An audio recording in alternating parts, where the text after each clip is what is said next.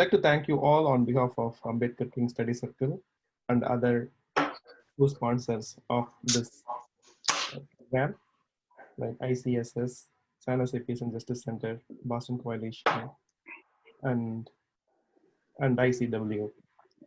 So Lenin, different people, Lenin meant different to different people. He's a very vast and very strong personality. For me personally, Lenin is an energy, rather inspiration or admiration. And especially he is the one who believed in the mass struggle, what Marx teachings he took very correctly, that Marxism is a guide to action. And so many people try to narrow down Lenin's contribution in the revolution as he believed in the arms and other methods. Lenin and his comrades were very clear that he believed in the working class mobilization. When the discussion on armed insurrection came in later April 1917, Lenin very clearly told the revolution is possible not by the party or not by the minority who are taking arms, but because of the advanced working class, it is only successful.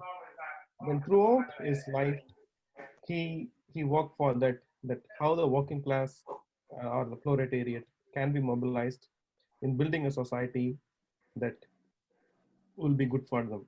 And I would like to quote one of his writing. Then I will hand over to Sharath for the moderation. In the struggle for power, the proletariat has no other weapon but organization. Disunited by the rule of anarchic competition in the bourgeois world, ground down by forced labor for capital, constantly thrust back to the lower depths of utter destitution, savagery, and degeneration, the proletariat can and inevitably will become an invincible force only through its ideological unification on the principle of Marxism being reinforced by material unity of organization, which wells millions of toilets into an army of the working class. So this is the core of his thought. And I would like to thank our respectable honorable speakers, Comrade V. Shankar from India, who is the All India President of AITUCC, and Comrade Raj Sheikh from ICSS, San Francisco. And also, I'd like to thank Comrade Sharath in very graciously accepting to moderate this session. Thank you. Now over to Sharath. Well, welcome and thank you everybody for joining this conference on the 150th birth anniversary of Comrade Lenin. Before I start, well, let me just say a little bit about myself. So I have been an activist, a writer in various publications in the US and India and elsewhere for something like 40 years. And I am currently with the San Jose Peace and Justice Center, the Initiative for Equality, Human Agenda, and a few other organizations. We are really honored today to have two really amazing and amazingly knowledgeable speakers. And so I'm going to first introduce Comrade V. Shankar, who is a Politburo member of CPI-ML Liberation. He is the All India President of the All India Central Council of Trade Unions. So the Trade Union Federation of the CPI-ML Liberation. He joined the party in 1980 while he was still a student in Tirunelveli. He resigned his job at the time and became a full-time activist of the party in 1985. He worked as Chennai party secretary for 7 years, starting in 1989. He was elected to the Tamil Nadu committee in 1990 and played a major role in reorienting the party as a mass Bolshevik party in struggles against dominant caste atrocities in the Karaikuri Devakotai region that led to the killing of Comrade Subu, and also among agricultural laborers in the Tanjavur Delta region. He is associated with the working class and democratic movements in the state all the way to the present time. He was elected to the Central Committee of CPI-ML Liberation in 1992. In 1990 to 1996, he worked as General Secretary of the Tamil Nadu State, and also as of the party in the state, and also as the All India Secretary of the All India Central Council. Served as the President of the All India Students Association from 1996 to 2000. Was active in struggles of students all over the country, including at Jawaharlal Nehru University in Delhi, and played a major role in the waves of struggle against the killing of Comrade Chandrasekhar. In 2000-2008, he worked among textile and powerloom workers in Western Tamil Nadu, and was also working among agricultural laborers in Dharmapuri and Krishnagiri. In 2008 to 2016, he worked exclusively for developing work in Karnataka state, and was, which brought the party activities in that state into the forefront. Struggled for the ready-mix concrete workers, the sanitation workers, the Mangalore port workers strike, the agricultural workers in North Karnataka were some of the significant struggles in this period. He was elected to the Politburo of CPI-ML Liberation in 2016, has been functioning is in charge of Central Working Class Department since 2018, and also in charge of party work in Tamil Nadu and Karnataka states. Was elected as the All India President of the All India Central Council of Trade Unions in March of 2020. He is a member of the editorial board of Liberation, the party organ, and has written small books on farmer suicides, textile restructuring, caste, class, Dalit questions. He is a regular contributor to Liberation on various topics, particularly on working class struggles and on South India. So we are really honored to have Comrade V. Shankar here. Thanks a lot, sir, for a very detailed introduction. Thanks a lot. Thank you for being with us. And we also have an old friend of mine, Comrade Rajan Sahai, and we have known each other since the 1970s. Probably 1970 we met at Berkeley, and I became a student activist there, and he was supporting the student struggles in a group called the South Asian Students Association, and he's a civil engineer by training, and so it's always amazing to have people who have two career tracks. One which is a professional track, and the other is a parallel political track. And Raj and I were co-founders of the South Asians for Collective Action in 1990.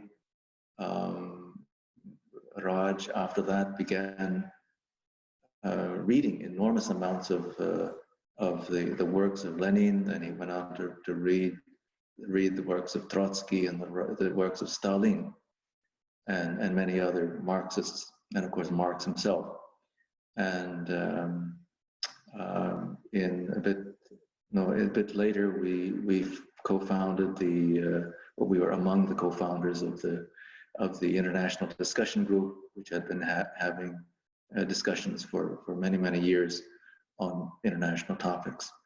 So Raj, after all this, has become exceptionally knowledgeable about what Lenin had to say, his role in the struggles in Russia, and of course this, the significance of today is that and I have always held that the Russian Revolution of 1917 is the single most important event, the single most earth-shaking event of the 20th century, and it has its impact, and we look upon it as a beacon of light for humanity into the 21st century.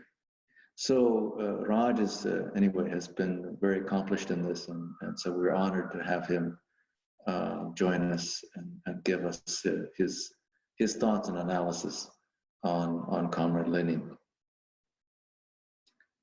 So with that, I think I'll have Comrade V. Stalin, or rather Comrade V. Shankar, to maybe start off with you want to give a presentation first, and then we'll have Comrade Raj follow you, and then we'll have Q&A afterwards.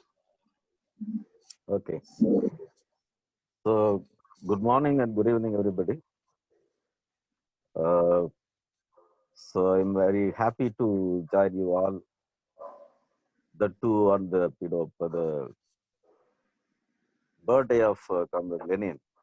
He is much closer to our heart, and the subject is also very interesting because it's not just about Lenin; it's also about Ambedkar. These two are the very important personalities at the all India level. I mean, in the Indian context as well as international context. And if you just go to any hamlet, you can find two photos definitely. One is Bhagat Singh, another is Ambedkar. So that way you can say Ambedkar is quite popular, much more popular even than Lenin in India. But internationally speaking, definitely both of them have different meaning and different role to play. So this is a very interesting subject because Lenin and Ambedkar, it's not exactly a comparison because both of them have their own role to play in the changes in the lives of the people in their own country. So and they have some international relevance as well. So I'm just trying to put forward kind of ideas that we have. The first thing is that say the topic is Lenin and B.R. Ambedkar, their ideas and times. So I would like to make a small change that their ideas and our times, because today's situation, in my opinion, so both of them have a much greater role and greater importance. So from that point of view, I think it's better we discuss both of their roles in the context of today. So here, my attempt is, not to compare that way, to look for some kind of differences between Lenin and Ambedkar. Rather, I would look for kind of similarities between the two, because you know that there had been a lot of discussions about Neil Salam and Lal Salam, J. Veem Lal Salam, particularly in the recent period, because generally there used to be some kind of lot of differences about Ambedkar and Lenin and all that in mutually in each group. So we can say that there is a new trend that is emerging, particularly in India, that thinks about having some kind of a close coordination and work together of this Ambedkar movement and also the left movement. So this is one of this emerging kind of a popular kind of aspiration in India today. So I mean, I think not only Tel Tumde, but also many people have acknowledged in recent times there is no revolution without Dalits, and the annihilation of caste that also cannot be achieved without the unity of all the toilers. Because there are many experiences all over. Because unless you organize the entire the working class, whatever be their caste, whatever be their creed, whatever be their nationality, only then there is a fair chance of victory. So from the angle of victory, of the aims and objectives that we have. I think this is very much important. So we consider Ambedkar as a kind of a radical democrat. Ambedkar contribution for the emancipation of Dalits is unquestionable. And there is a very popular saying about Ambedkar. He said that caste is an enclosed class. That's a very important phrase, very important line which everybody should remember, because Ambedkar too acknowledged the class content of the caste.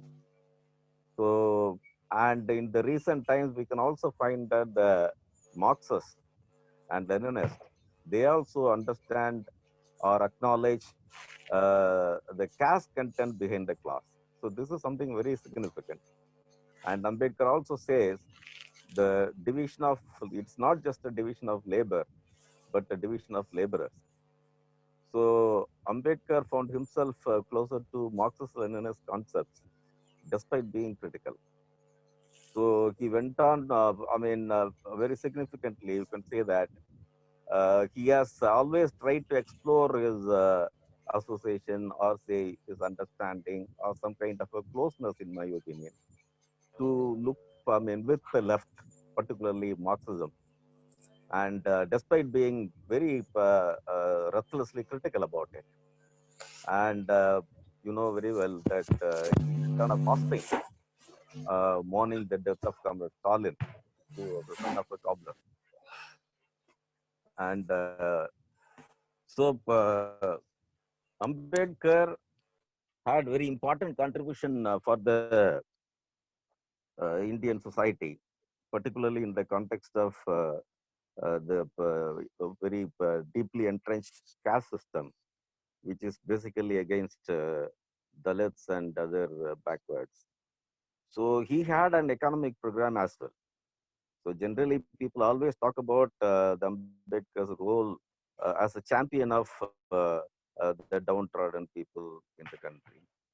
Rather, he had his own economic program. So the states and minorities which he has written, that is something which encapsulates his economic kind of a strategy. And also, he also addresses other major democratic issues, including the question of nationality in the country. So Ambedkar advocated state capitalism. So in Marxist terms, we used to say that it's a bourgeois democratic kind of a revolution. He found that kind of a revolution to wipe out the feudal vestiges of caste and caste domination and for the emancipation of Dalits. Because this is very significant, because this caste is something which is supposed to be associated only with the feudal society. But we find that there's a lot of capitalist development all over. Even in that context, we find that caste is not just associated with feudal society. The caste is also very much reinforced in the context of the capitalist society. This is a very different kind of a scenario, and there are classes which are also upholding the reinforcement of caste in the modern capitalist development, the setting of modern capitalist development. So in that context, the Ambedkar's idea of state capitalism has a very significant, very important connotation. So he also advocated land nationalization. He also perceived how the farming, even the farming, should be developed. He suggested collective farming, and he was also saying that there should be state ownership of industries. It doesn't mean that he suggested any complete takeover of entire industry by the state. Rather, he was suggesting some kind of a mix-up of private and state ownership of industry. And he had this idea of having the state ownership to be the dominant component of the entire economy. So that is also a very significant this thing which sorry. significant thing, kind of economic program that Ambedkar put forward. So that way, this only I'm just focusing only on this point because this is where I am trying to find a parallel between the meeting point between Lenin and Ambedkar. There are many other points. Rather, I would focus on very few points where I'm just trying to draw some similarities. So today is the 150th year of birth of Comrade Stalin. So Stalin, it's true that Stalin accomplished revolution in Soviet Russia. That is one of his very major and important contribution to the development of Marxism. Because otherwise, Marxism should have remained only a kind of a book-based theory. So that is one important thing, that he accomplished a revolution in Soviet Russia. In practical sense, the Marxist philosophy was implemented there. It was applied there. The another important contribution of Lenin is that he developed Marxist philosophy in the epoch of imperialism and monopoly capital. That's a very significant kind of thing. That is why we always call it as Marxism Leninism. So generally, Mao thoughts, that is not considered to be Maoism, only Marxism Leninism. Mao has a significant contribution in the context of China, which was basically a peasant, dominant country. So there he accomplished the revolution. That is something significant as far as Mao is concerned. But Lenin developed the Marxist philosophy in the epoch of imperialism and monopoly capital. That is a very major theoretical, philosophical contribution by Comrade Lenin to the development of Marxism. Because we consider Marxism to be a very dynamic concept, very dynamic philosophy, and we don't consider Marxism as a dogma. Marxism is very dynamic. The Marxism is only a method. So we just cannot draw parallel and just cannot implement Marxism in every country, according to whatever is said by Marx or Lenin. Marxism is a method. It's a methodology. So one should understand this methodology. It's a science. One should understand this science and apply it to the concrete, specific conditions of each country. So in that context, if you apply Marxism, Leninism in the context of India, so caste is one significant, very important factor, which just cannot be, overlooked by any communist in the country. So, and then I would like to continue this, and then I'll come back to the idea of how the communists should look at caste. So Lenin also has, something to say about what is to be done, because Lenin, despite being a popular conception that communist movement is basically a economic kind of organization. So communists, they always care for the class, which is only an economic category. Completely against that in what is to be done, and so many other writings as well. Lenin, for the what is to be done, if you read the book, you can say that it's a declaration of war on economism and economic reductionism. So revolutionary social democratic theory, you can say a revolutionary theory, is developed by studying laws governing social, political, and economic life of the society that comprise of not only workers, but also various other classes and sections and strata in the society. This is something significant. We just cannot say that Lenin or Leninism or Marxism is mainly about the classes. Yes, it's about the classes, but there has to be a redefined understanding of class in a country like India. And in that context, you can find that in the same what is to be done, Lenin is also dealing with non-economic issues like caste, nationality, social justice, self-dignity, etc.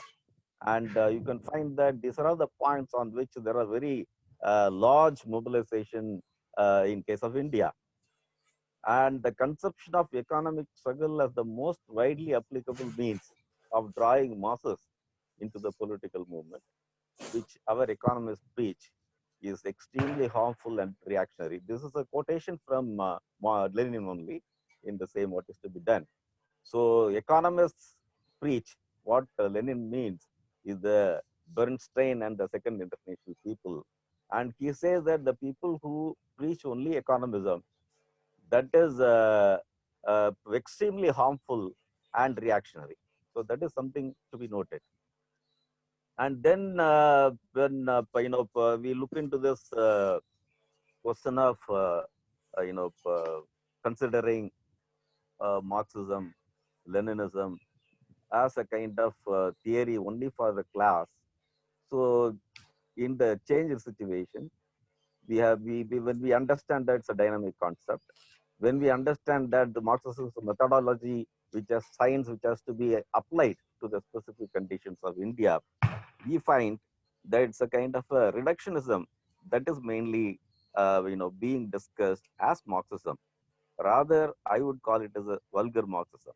So reductionism versus vulgar Marxism, that is one important thing.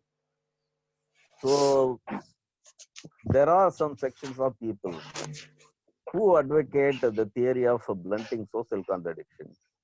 They declare the idea of social revolution and the dictatorship of the proletariat to be observed. They reduce the working class movement and class struggle to narrow trade unionism and to a realistic struggle for petty gradual reforms. All these things we can say there is nothing but vulgar Marxism. So generally, whatever is being discussed is not really in that sense, in our opinion, in my opinion, it's not just the Marxism which is under fire, because you know very well, and there are lots of debates that Marxism is basically a philosophy of the working class. It's true. Working class, we say that working class has a very important role. It doesn't mean that this class is only an economic category. Say, for example, in the context of India, you can say that the caste and classes are very much interwoven. That I will come to that later. So, in the same, what is to be done? Lenin also says that a trade union, the people should not only be, particularly the professional revolutionaries, just cannot only be a trade union secretary. Okay, they should be the tribune of the people. So next slide, Karthik. So they should be the tribune of the people. So he says that social democrats' ideal should not be trade union secretary. Social democrat, you can say that it's a communist ideal. The previous one. So it's a communist ideal. No, that's but tribune of the people. So he says that the communist, communist just cannot be, he just cannot act like a trade union secretary. He should be a tribune of the people. He should be able to react to every manifestation of tyranny. It's not just against oppression against the class, but he should be able to react to every manifestation of tyranny and oppression, no matter where it appears, no matter what stratum or class of people it affects. So this is by Lenin. This is just a quotation from Lenin. So he says any communist should be vigilant, should be able to respond to any oppression for any stratum of people, not only class. So he should also be able to generalize all these manifestations and produce a single picture of violence and capitalist exploitation. So wherever it is there, whichever section of people are affected, whichever caste group is affected, whichever nationality is affected, whichever gender is affected, he should be able to relate it with the capitalist exploitation. That is very important. So he should be able to take advantage of every event, however small, in order to set forth before all his socialist convictions and his democratic demands, in order to clarify for all and everyone the world historic significance of struggle for the emancipation of the proletariat. Here, the proletariat doesn't mean only a worker. proletariat, you can say any downtrodden. So that is something important. Proletariat is always considered to be kind of attributed only to the working class. So it's not just working class. Proletariat is a class conscious section which can also include the working class. It can also be other sections of the people. So when we are, talking about revolution, Lenin doesn't talk only about economic revolution. So it's not the reductionism of Marxism, but the reductionist approach to Marxism that categorizes class merely as an economic category. Marxist philosophy as a philosophy of economic revolution, divide of the idea of elimination of caste and other complex issues. This is a very important thing, because when we discuss about the economic nature or reducing entire Marxism into Leninism into some kind of a economic theory or economic revolution or a philosophy or theory for an economic revolution, that also means that it's divide of fighting against the caste and so many other things, other complex issues which is being faced in the society today. It's not only in India but also at international level. So it's not an economic theory, but a theory, scientific theory, encompassing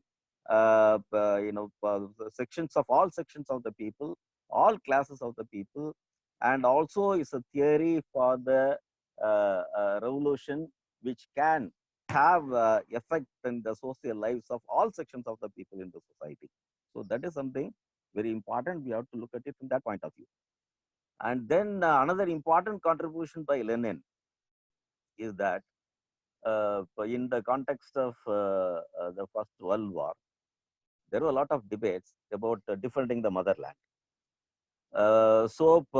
Lenin was saying that is not a correct slogan. Rather, he was saying that the imperialist war should be turned into the civil war. So there were opinions that socialism can win only in societies which are the mature capitalist societies. So that was broken by Lenin by accomplishing revolution in Russia, because Russia was not advanced capitalist country. It was one of the backward capitalist countries where you can say that the working class was not numerically strong and also not organizationally strong to proceed towards socialism based on the conventional understanding. But Lenin and his comrades successfully turned the imperialist war into a revolutionary war of the people. But a broad-based popular alliance under the leadership of the working class that tapped the revolutionary potential of the peasantry and other revolutionary classes in the society. So only by that kind of alliance with other revolutionary sections within the society, of course, working class is considered to be the very significant and important component of that alliance. Only in that process, the revolution was successful and the imperialist war turned into a revolutionary war. So, and another important thing is that actually even Marx and many other Marxists were expecting the revolution to happen in countries like Germany. Rather, on the contrary, it happened in Russia, because that was the weakest link in the imperialist state. So that was the reason how this, Russia came to the fore as a revolution was accomplished in Russia. And another important point which many people haven't really noted is that the Russian Revolution was for bread, peace, and everything, all the economic demands as well. But at the same time, uh, the question of dignity, that was very important and overarching component of Russian Revolution. So there were discussions, they were demanding wages, increased wages, lesser working hours, defined working hours, and all that was there. But still, there was a very important aspect of human dignity, which was one of the driving force for Russian Revolution. So in the wake of March Revolution, I mean the 1917 March, when this first phase of revolution happened, uh, there you can say that the demonstrators voiced existential demands even at the expense of income. So, for example, in one restaurant, it was written that no tips are taken here, and the restaurant waiters, they demanded that they should be treated like human beings, not like somebody who will only take tips. And there were many sections of rural people, peasant groups. They were writing to the Soviets saying that the land belonging to monasteries, churches, and estate owners should be confiscated without compensation, and it was done. So then another important, say achievement of this Russian Revolution was that there had been many discussion about wiping up the vestiges of serfdom, wiping up the vestiges of feudal society, but it was never done. But it was only because even other revolutions which we have seen in the past at international level, right from French Revolution to Industrial Revolution and so many other revolutions which were supposed to be the bourgeois democratic revolutions, which were supposed to be the revolutions which are supposed to be the revolution to wipe off the vestiges of serfdom, which was not achieved in any other revolution. Whereas in Russian Revolution, you can say that all these remnants of serfdom were completely abolished. The monarchy was abolished. The system of social estates were abolished. The landed proprietorship and land tenure was abolished. The status of women was completely changed. And it was, you can say, that represented the aspirations of the women in the country. And religion related issues were also sorted out. National oppression was resolved by agreeing to the self determination of nationalities. So that way you can say that this Russian Revolution, the achievement of Russian Revolution is very significant, and the entire thing happened within 10 weeks. So that is from 7 November 1970 to 5 January 1918. I'm not sure whether friends are aware that there are two phases of revolution in Russia. One was in the beginning of 1917, which is considered to be the bourgeois revolution, which is also led by Communist Party. But the government which came up, that in fact was sympathetic to the bourgeoisie in the country. So in order to find a final resolution of the problem, in order to really accomplish the emancipation of the toiling masses in the country, the communists have to uh, immediately go for a socialist revolution, which completely brought the power under the control of the working class and the toiling masses in the country. So this is something very significant. So how it was achieved? That is where the insurrection and Soviets comes into place, because the Kerensky was the premier of the country. So when Kerensky was the premier of the country, there were a lot of problems of the toiling masses in the country which was not addressed. So people started forming Soviets, and insurrection was advocated as a strategy. So there is another slide, Karthik. Insurrection, insurrection and Soviets. So insurrection and Soviets. That is the a very important component of this Russian Revolution. That is also one of the major contributions by Lenin, because in the path of applying Marxism in the conditions of Soviet Russia, insurrection is a kind of a particular strategy which was adopted in Russia to accomplish a revolution, and also that in the transition towards socialism, Soviets, Soviets of the people, Soviets of the workers, Soviets of the soldiers, they became the organs of political power. And they became the parallel political power. And only because of the Soviets, ultimately, the power could be completely wrested from the bourgeoisie. Because we had this experience of Paris Commune, in spite of having more than 100 days, having the power in the hands of the working class for more than 100 days. In Paris Commune, we find that the capitalism was restored, the bourgeois rule was restored. So against that, if we have to uh, retain the power with the people, so Soviets was very important. That is the form in which the power was maintained. That became the parallel people's power, parallel political power, which ultimately turned into the power of the people and became the central power. So there were discussions about whether we should go for that kind of a major thing, but Lenin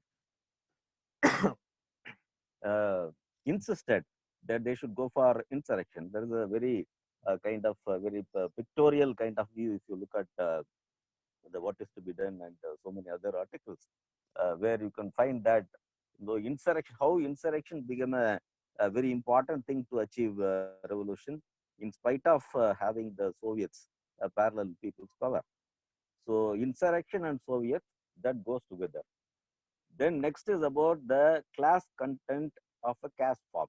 Unraveling the class content of a caste form so as to eliminate caste. So unraveling the class content is not for anything else, but to unravel and eliminate the caste. So class might express itself in the form of caste. Class might express itself in the form of caste. In other situations, the two might be interwoven, overlapping, and at the same time crisscrossing each other. And in yet another situation, castes are disintegrated to crystallize as classes.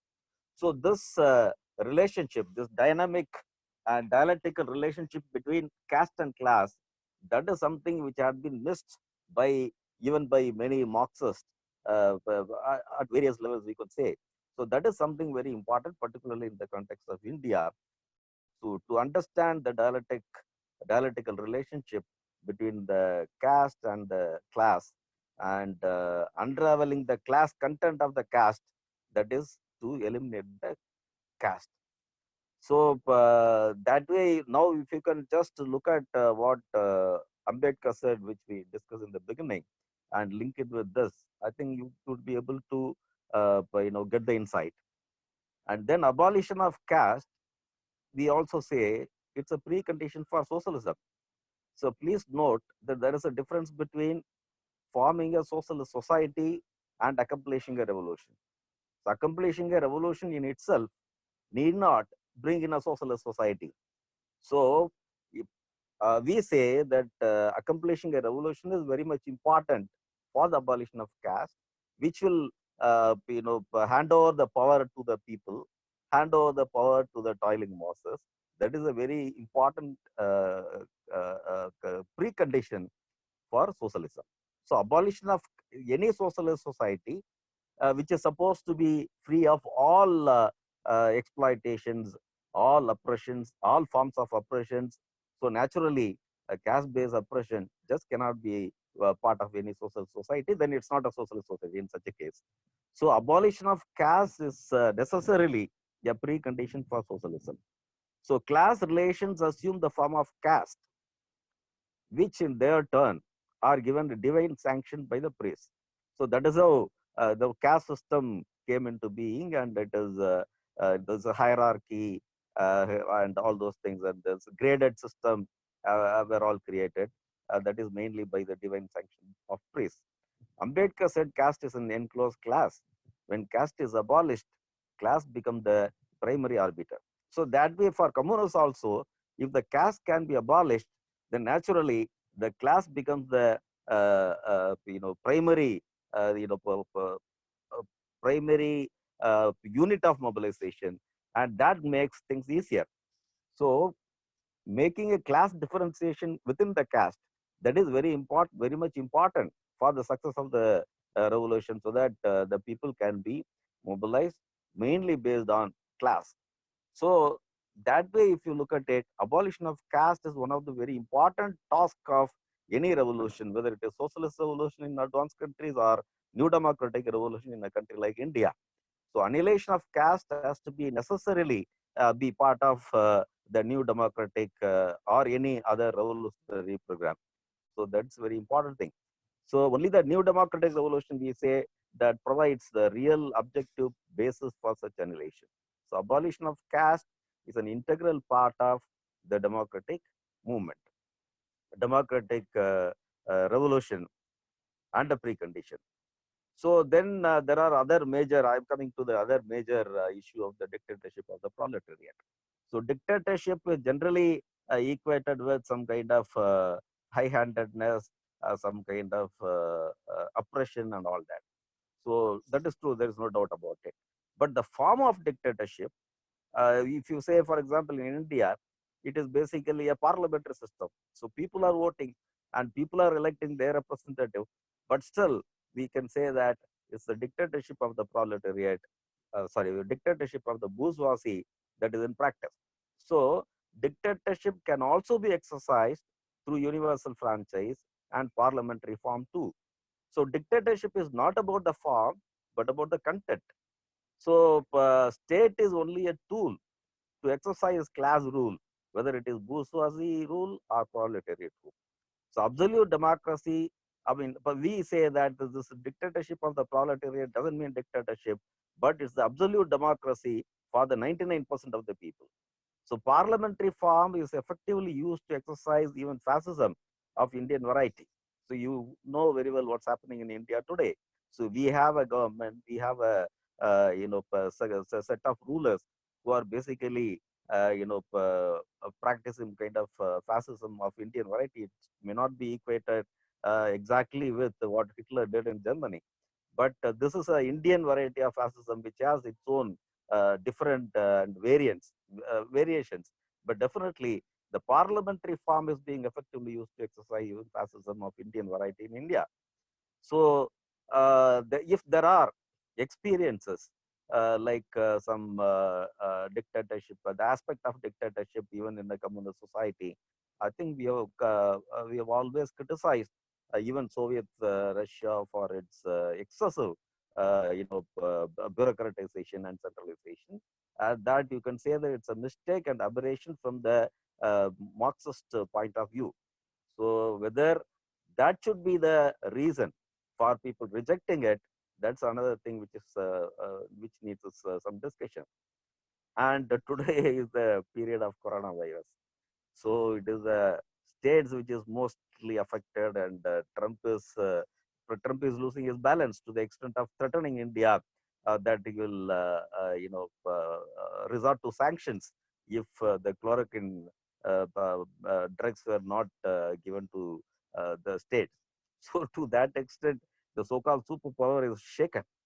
So coronavirus has also given birth to many new debates. There are people who also, I mean, there are people who say that all these superpowers and this capitalist system has become ineffective and they are completely exposed. And there are also people who say that there is a new found longing for a socialist system. In the context of corona, such debates are coming in, and maybe that there could be redefined nationalism, greater edge for public sector, because one of the major failures of US to stop corona is that the entire more than 85% of the health sector is in the private hands. They are not able to do anything. There are many horrific stories centering around the health system in the states and various other first world countries. So there are people who suggest that there are aspects of equality that is becoming the very important longing and aspirations all over the world in the context of corona. Anyway, I feel that the situation is unfolding to dream a better world together. The demand for people's health and people's public health has come to the fore in the context of Corona. So finally, I'll just finish it quickly. So there is a meeting point of Lenin and Ambedkar. If you look at the fact that Ambedkar advocated state capitalism, Ambedkar advocated joining Buddhism, Ambedkar advocated a constitution in India. All these things have a link. So Ambedkar wanted the emancipation of the poor and Dalit people, and not only poor and Dalit, he wanted the emancipation of all the downtrodden. So likewise, Lenin also wanted the emancipation of the all the downtrodden people in the not only Russia but also in the entire world. So in that way, you can look at it. So the democratic capitalism, which Ambedkar is saying, or you can say it's a state capitalism which Ambedkar is proposing, and what Lenin is proposing, the bourgeois democratic revolution, both meet at some point. And even in my opinion, I would say that the famous article by Ambedkar on Buddha and Karl Marx, even though it discusses about fraternity, liberty, equality, and fraternity, all this communist parties cannot provide all the three together. They can only give equality and not the liberty and fraternity and all that. All those debates that remain. I don't say anything about that. But you can also say Ambedkar considered Buddhism to be the emancipatory kind of a method, way, path for the Dalits.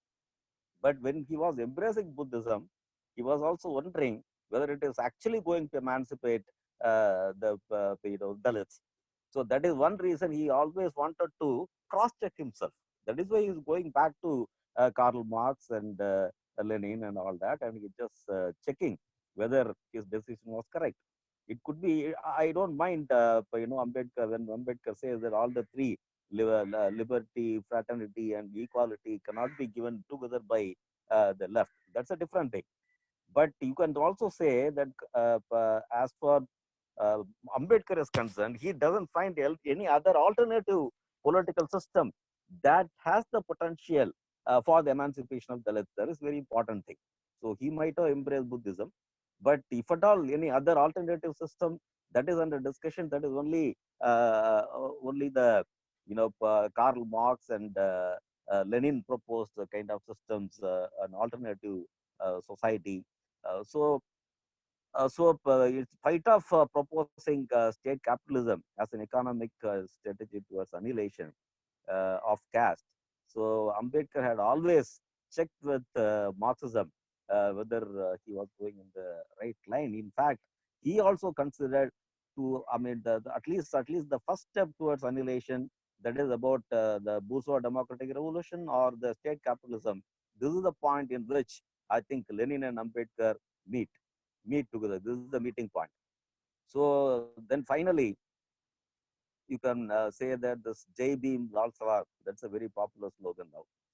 So in particularly in India, Jai Bhim Lal Salam is a very popular slogan.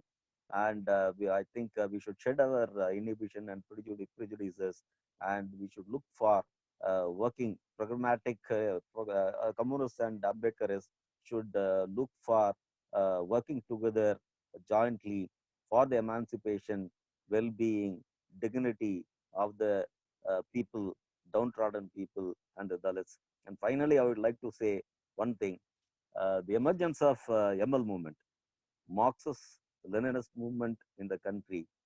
That is, you can say, a kind of a shock treatment for the existing whatever existed in India then, because ML movement, which emerged from Naxalbari movement, uh, it was basically a negation of the concepts of opportunism and economism of the Indian left movement.